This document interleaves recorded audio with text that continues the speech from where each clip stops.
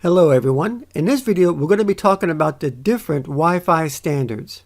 Now Wi-Fi is a wireless technology that uses radio waves that allows networking devices the ability to communicate with other networking devices wirelessly using a device such as a Wi-Fi router or a wireless access point.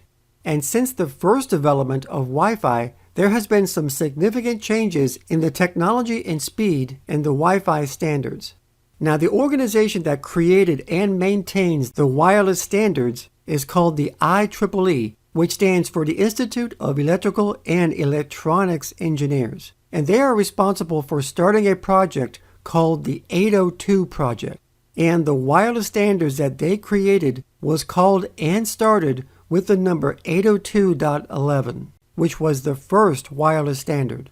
802.11, which is also known by its more simplified name, Wi-Fi or Wi-Fi 0, came out in 1997. This standard used the 2.4 radio frequency band, and since it was the first Wi-Fi standard, the speed was very slow at 1 to 2 megabits per second. The next Wi-Fi standard was the 802.11b, which is also known as Wi-Fi 1. This came out in 1999, and this had a speed of up to 11 megabits per second, and this also used the 2.4 gigahertz frequency band. And also in 1999, the 802.11a standard, which is also known as Wi-Fi 2, was released. Wi-Fi 2 was the first standard to use the 5 gigahertz band instead of the 2.4. The differences between the 5 and the 2.4 frequency bands are interference, speed, and distance.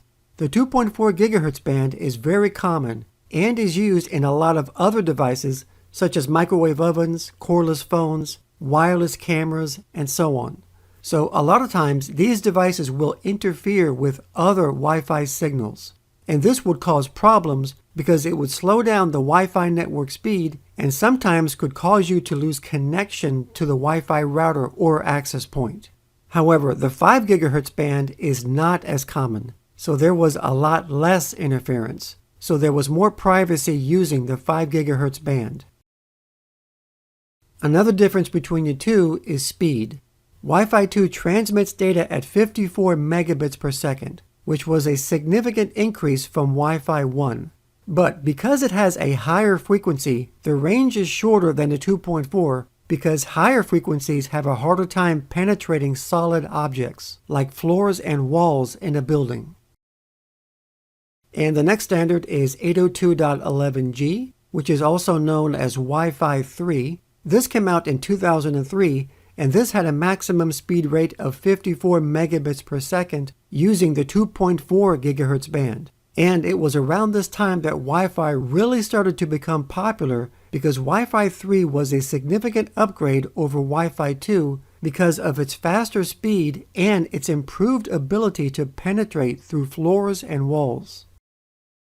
And 6 years later in 2009, the 802.11n standard, which is known as Wi-Fi 4, was released. This standard was the first to use MIMO, or multiple input, multiple output, which is a technology that uses multiple antennas to dramatically increase its speed at a rate of 600 megabits per second, which was a significant increase from Wi-Fi 3. And it can operate at both the 2.4 and 5 gigahertz bands.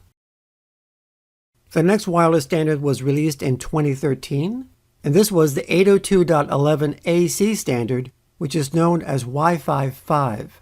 This operates using the 5 gigahertz band, and this was the first standard to use MU MIMO, or multi-user MIMO.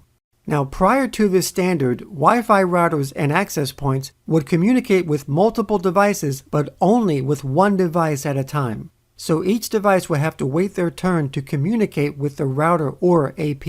So as more devices connect to the router or AP, congestion happens. But in Wi-Fi 5 with MU MIMO, it allowed all the devices that are connected to the signal to be able to communicate with the Wi-Fi router or AP simultaneously. So with this technology, there was a significant improvement in its speed, which had a maximum speed of 3.5 gigabits per second, depending on several conditions. Wi-Fi 5 also takes advantage of beamforming. Beamforming is a technique that sends transmissions in a specific direction, which strengthens the signal.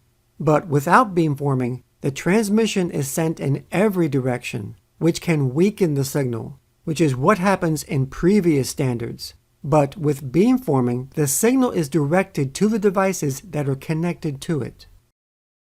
The next wireless standard was released in 2019, which was the 802.11ax standard, which is known as Wi-Fi 6. Wi-Fi 6 operates in both the 2.4 and 5 GHz frequency bands. Now, Wi-Fi 6 is faster than Wi-Fi 5 with a maximum speed of 9.6 gigabits per second. But keep in mind that speed is shared across multiple devices. But speed wasn't necessarily Wi-Fi 6's main goal. The main goal of Wi-Fi 6 was not just an increase in speed, but it was to make a Wi-Fi network perform better when a lot of devices are connected to it. One of Wi-Fi 6's main features was OFDMA. This technology lowers latency and delivers data to multiple devices more efficiently, which basically means that it can deliver data to multiple devices at the same time. And just like the previous standard, Wi-Fi 6 also has MU-MIMO, but with an improvement. Because where Wi-Fi 5 can support 4 simultaneous streams, Wi-Fi 6 can support up to 12 simultaneous streams.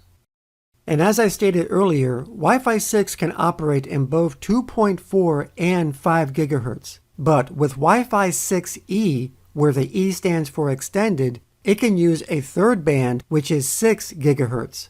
The 6 GHz band opens up additional channels for delivering large amounts of data to Wi-Fi devices, especially in crowded environments. These additional channels will result in a better network performance and a greater capacity to support more users.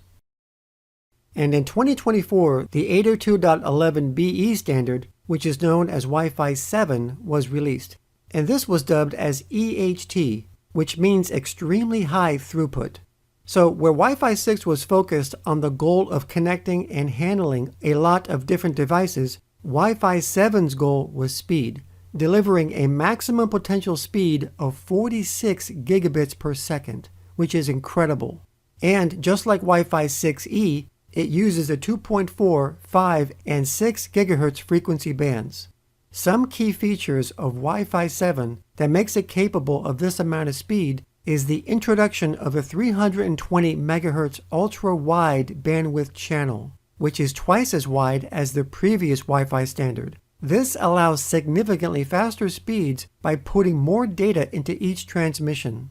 Another feature is 4K QAM, which allows more data to be packed into each signal.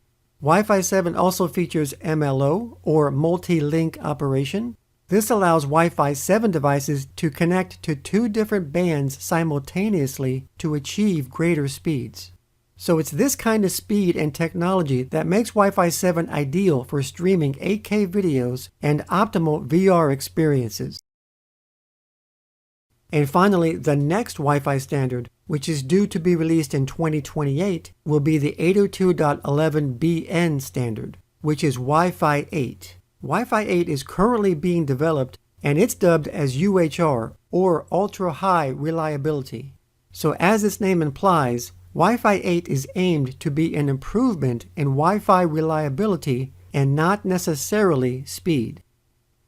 So guys, I want to thank you for watching this video on Wi-Fi standards. Please subscribe, leave a comment, and I will see you in the next video.